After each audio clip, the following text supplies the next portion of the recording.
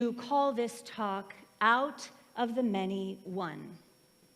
Out of the Many One. It comes from the Latin phrase e pluribus unum, for those of you who might know. This was our motto. It was on our seal and adopted by Congress in 1782. E pluribus unum, meaning out of the many, one. And it was our official motto in the United States until 1956, when Eisenhower decided that they would switch it and change it into "In God We Trust," which was lovely, although I'm sure it ticked off a few atheists. But that's another talk, that's fine. So if you look at the words one, unite, and unique, one, unite, and unique, they all come from the same root, oino. One, unite, and unique comes from the same root meaning. So follow me here. What makes us united is that which includes and comprises the uniqueness of each one of us. So it follows then that the uniqueness of each one of us makes up the United States of America. I rest my case.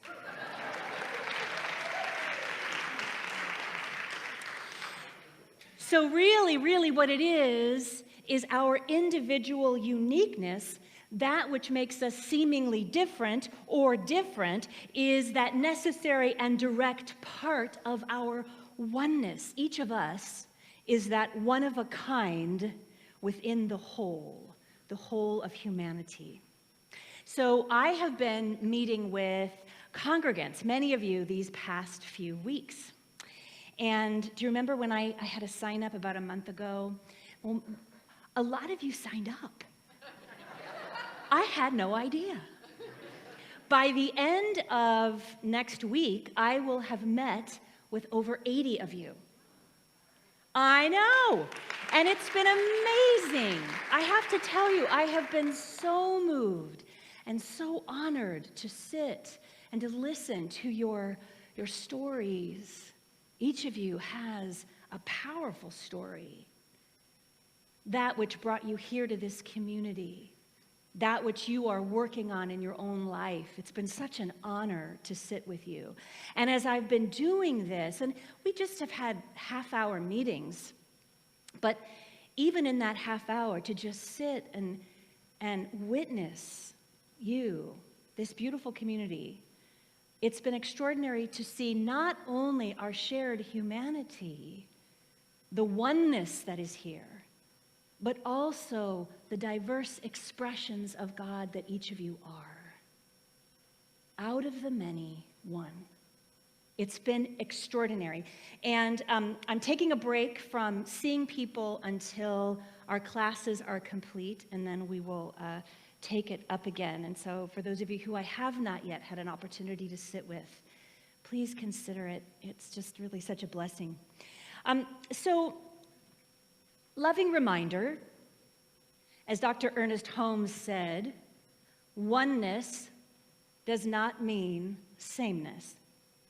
So this idea of out of the many one, this made me ponder. So without the one, there is no real many, right? Without God, without spirit, without source, there is none of us. Why? Because God is in the many. God is in the many. God is our connection to each other. God is our connection. Spirit is in our heart. Spirit is our heart. We are God's stuff. We are of God. We are the living expression of the divine. And each of us is the unique manifestation of this love, each one of us. And you know, it's interesting to me that we're currently in a culture that by and large strives for sameness. And so therefore, as people of faith, it is imperative that each of us find, claim, and proclaim our unique individuality, whatever that is. So let me ask you, what is it that makes you you? What is it specifically that makes you you? It's different for everyone.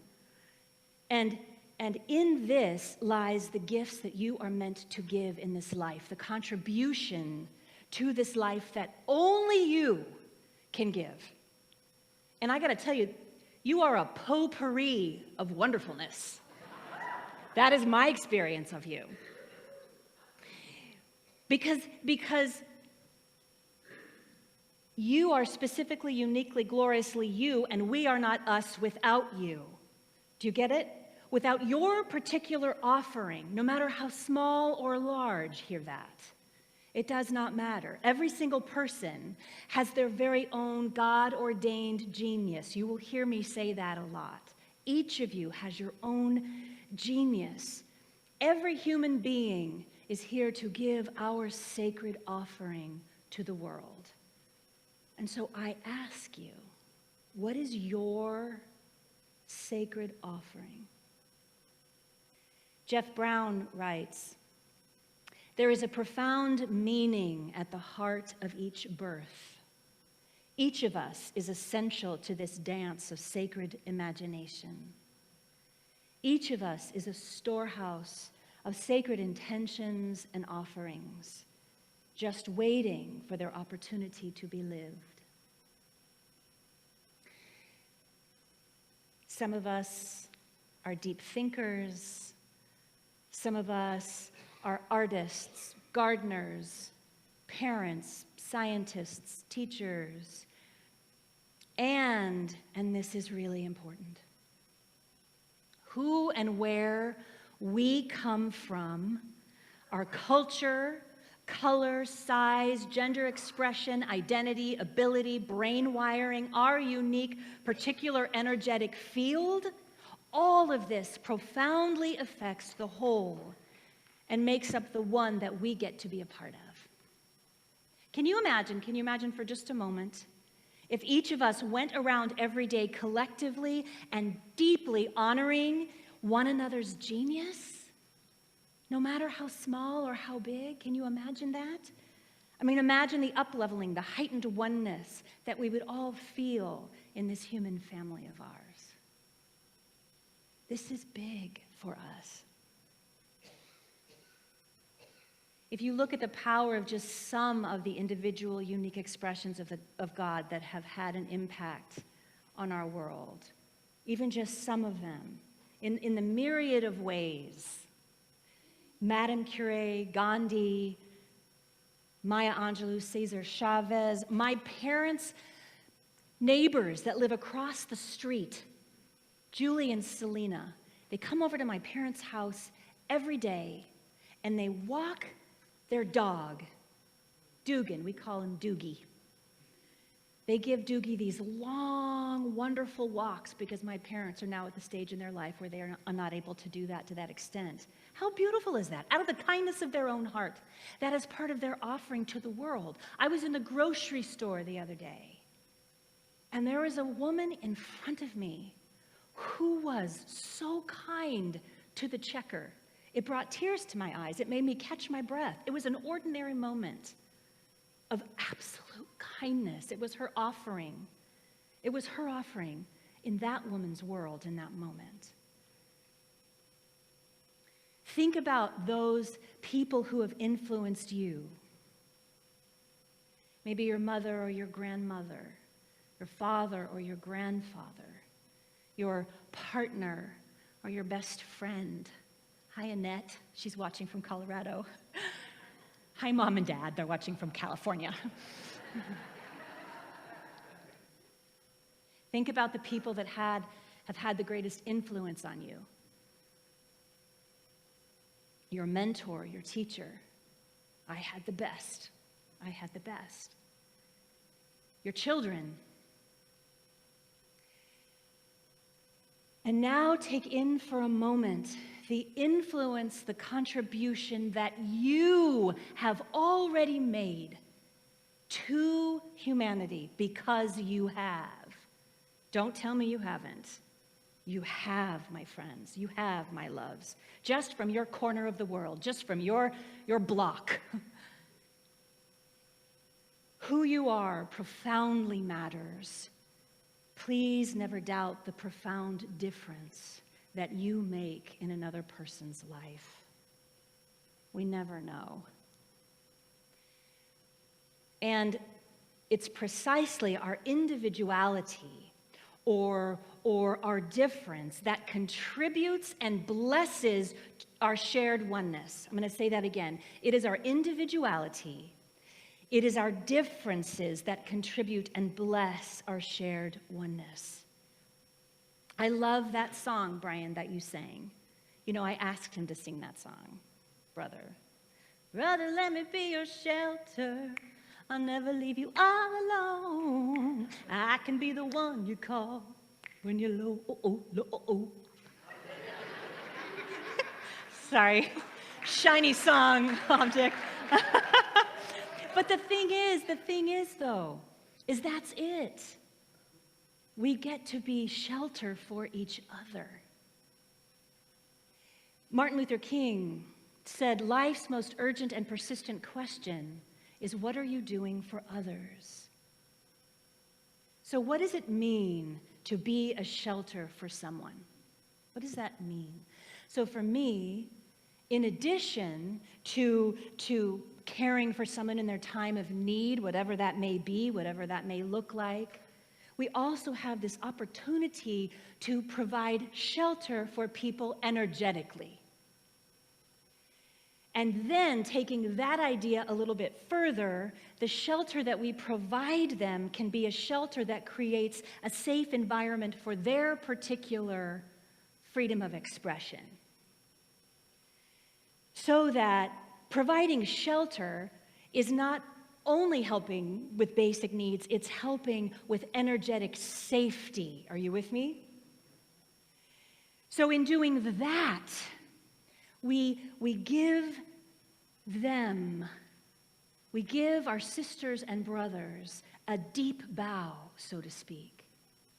A deep bow to that which makes them unique, to that which makes them so marvelously different.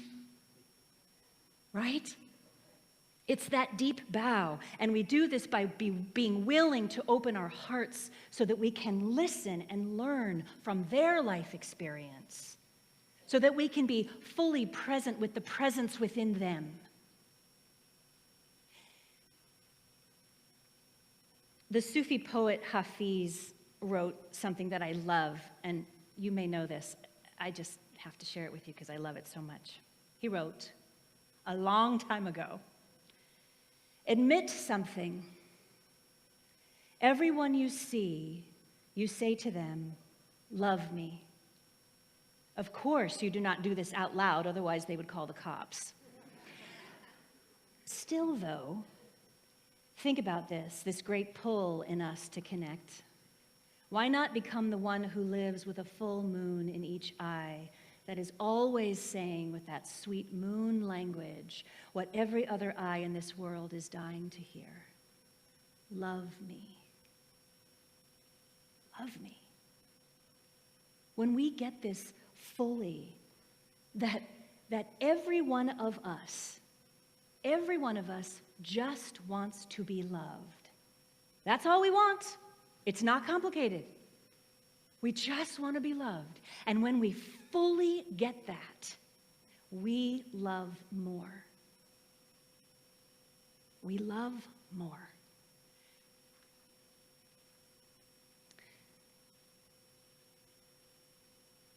So despite the hateful rhetoric that we're hearing from this administration, we are all of us in this together, all of us, citizens, all of those people, all of us who are being marginalized in any way, shape, or form, asylum-seeking refugees, immigrants, we are all in this together. We're all in this together, yes? And ultimately, and this is the thing, This is the thing. We are all dependent on each other. We're all dependent on each other, no matter what it looks like. In Ecclesiastes 4:19, it says, "Two are better than one because they have a good return for their labor. For if either of them falls, the one will lift up their companion." We are better together. In Hinduism, from the Bhagavad Gita, in the oldest scripture we have, it says, God has a million faces. God has a million faces. Oneness is not sameness. Oneness is the blessed diversity and unique expressions of all of us godlings.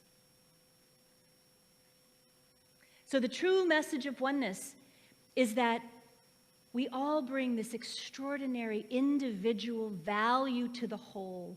Without every single one of you here today, without every single one of you online or listening, this experience, this energetic experience, would not be the same. Because each of us contributes energetically wherever we go, wherever we are. This spiritual home is what it is because of each one of you. Every single one of you matters so, so, so very much. You are so profoundly loved. And you are needed here. We need each other. We need you. I'm saying the word need. We do. We do.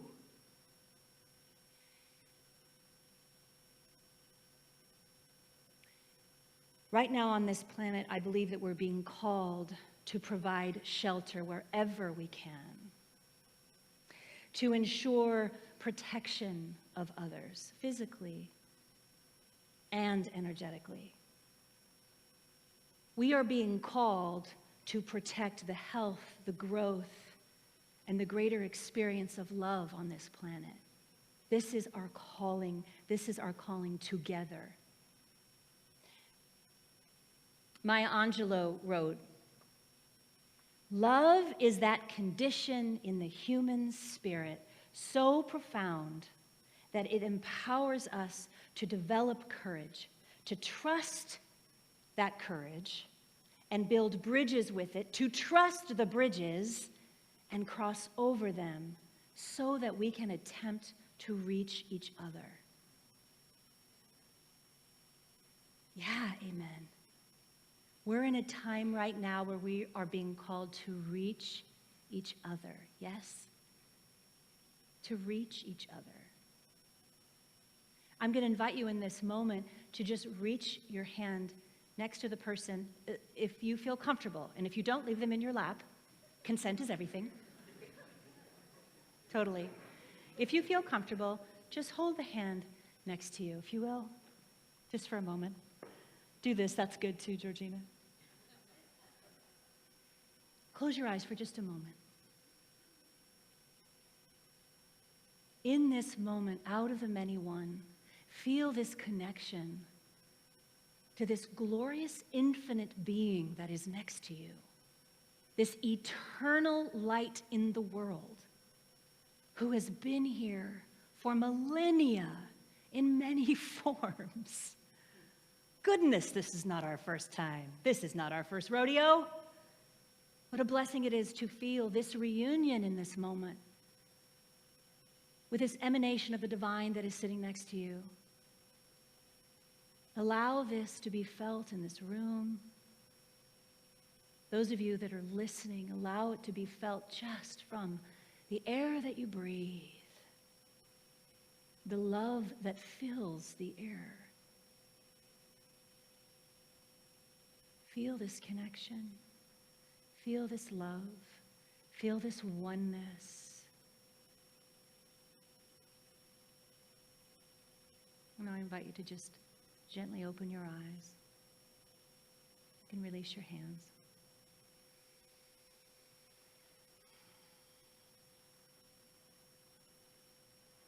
So I invite us this week to go out into the world, to reach for each other a little more than we reach for our phones. I invite you to ask yourself, What is my sacred offering to the world? God in you knows, and if you get quiet, Spirit will let you know. It might even be amplified. It might even be something different than what you thought it was or what it used to be. What is your sacred offering in the world? And then go do that more.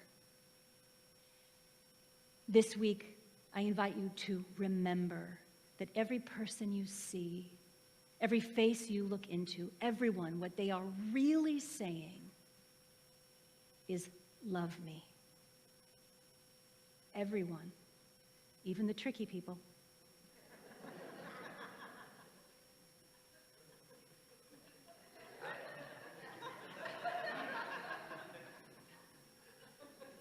What they're really saying is, love me.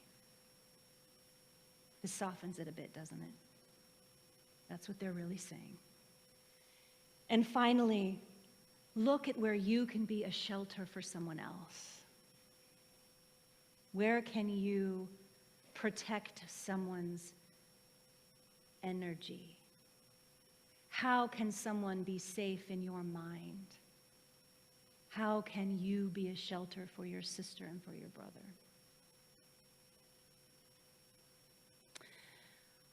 Take a deep breath.